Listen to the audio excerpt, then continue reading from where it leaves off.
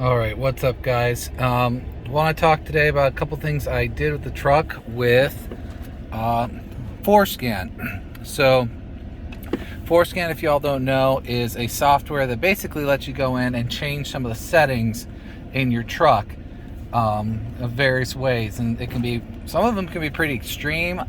It can potentially be sticky if you don't do it right. So personally, I wasn't planning on doing anything with my truck.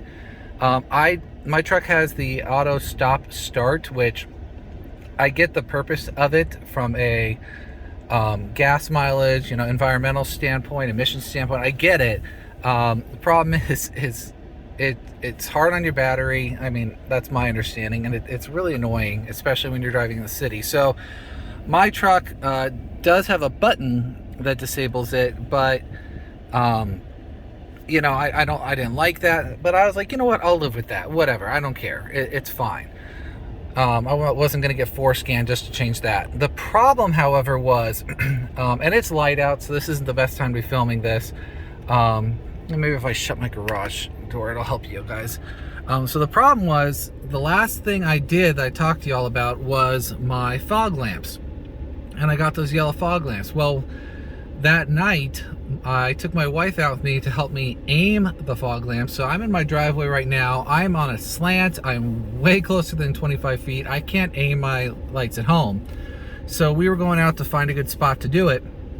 And as we were driving, I was noticing that every time I turned the wheel, one of the fog lamps would turn on. I would get some yellow light.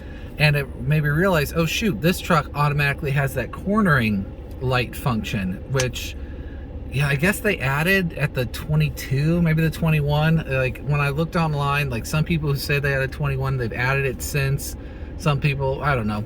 Either way, my truck had it, and I was like, I hadn't really picked up on it because before I had the white lights, and I do not like that. So essentially what it was is, anytime you would turn on a blinker, or that side fog light would turn on, or anytime you would turn the steering wheel at all, and I mean, we're talking like anything off dead center, that light would light up. So that was really annoying with those yellow. I thought it looked stupid.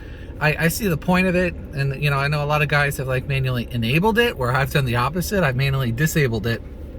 But with the yellow lamps, I was like, this is dumb. So I went ahead and got FORScan, and FORScan, in case anyone's mishearing how I'm pronouncing that.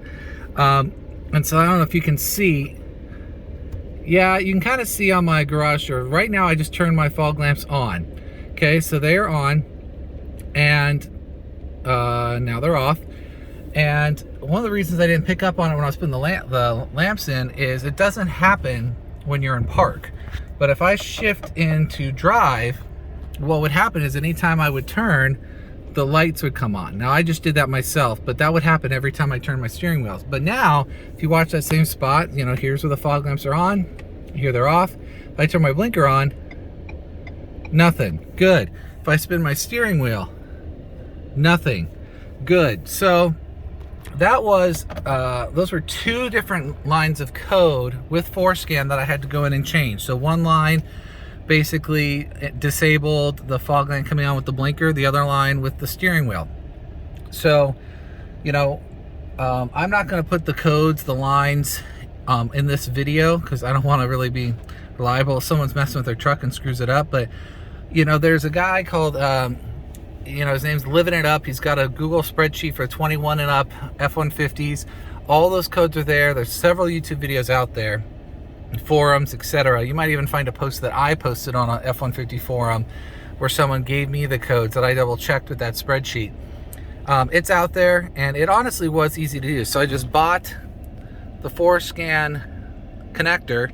You plug it into the truck under here, hook it up to your computer, find the right line of code. And I would strongly encourage you, if you're going to do something like this, to watch some tutorial videos on how to use the software. It's very easy once you know what you're doing, but until then, it's not the most intuitive program ever. So I would encourage you to watch a video or two. That said, once I had done my first, kind of broken into FORScan, and I had it, I was like, I'm going to go ahead and disable auto stop start. So that was another two lines of code. So the first line of code disabled it. So I do get this little emblem that pops up on my dash anytime I'm at a stop now, where the engine's warmed up. Auto stop would have kicked in, and you know what? Here, my engine's warmed up right now, so if I shift into drive, let's turn off the parking brake. So my auto brake is on. So right now, auto start stop probably would kick on right now. Whatever, it's fine. But essentially what this mod does is it tricks the truck into thinking that the steering wheel is turning, so the auto stop start doesn't enable at all. And I've gone around and driven around town and it's not working anymore, so that's good. I went ahead and did a second code. This was an optional one, but it essentially just killed this button. So there would be a light that would come on if I turned off auto stop. And so I just killed that button so that light wasn't always on. That was an optional one, but I was like, why not? So those are two other lines of code. The other two things I've done 3 things total. So the first one is the cornering lights, which is 2 lines of code. So you can call that, we can call it 6 things total if you want, because it's 6 lines of code, whatever. There's the cornering with the fog lights. There was the auto stop start. And then the other 2 things I did, and this is kind of me being a little prissy, I guess, because it's not that big a deal, but if you get out of your truck and your key is in your pocket and you step away from it, it would double honk at me. And I know a lot of guys hate that and they turn this off, and that one makes a lot of sense for sure. It's like, hey, you're stepping away from your vehicle and it's running, wake up, dimwit.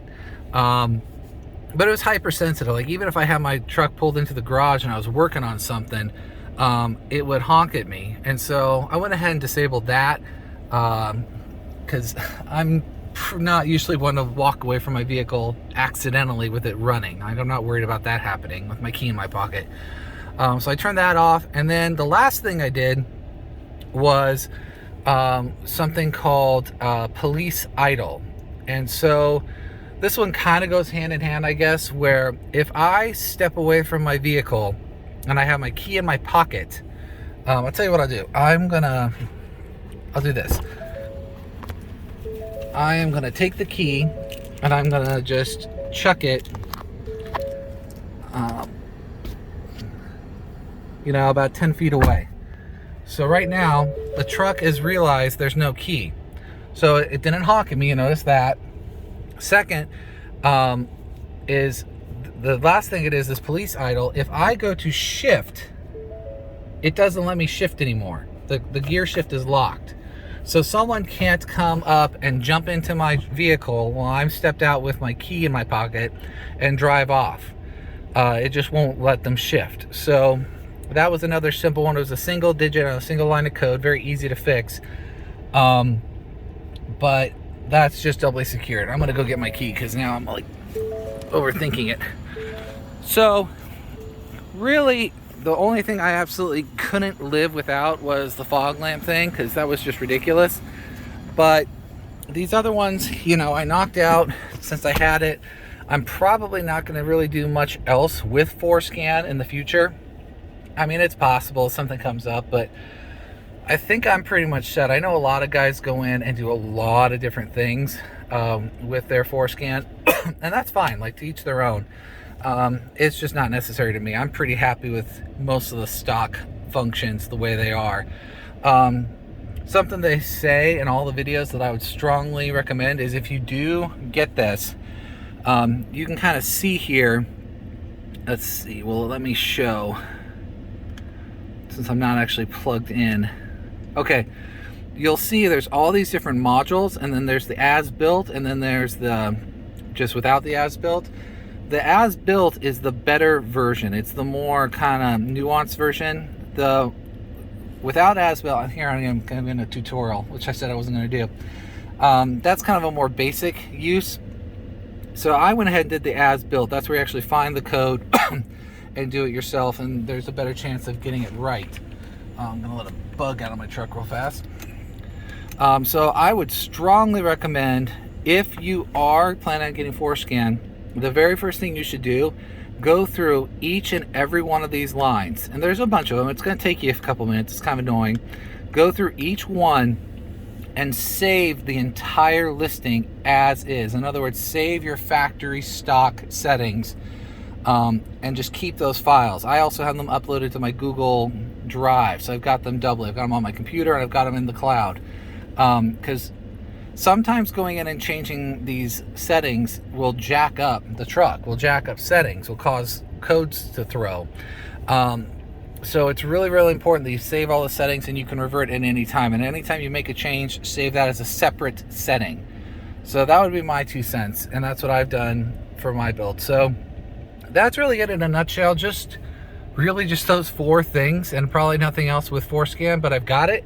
Anytime an error, like a check engine light comes on or an error code comes up, I can plug in my FORScan and check that without having to like go to the dealership or even run to AutoZone and have them do it for me. So that's nice. But that is essentially it. So that is it for today. I'm gonna let you all go, but have a good one.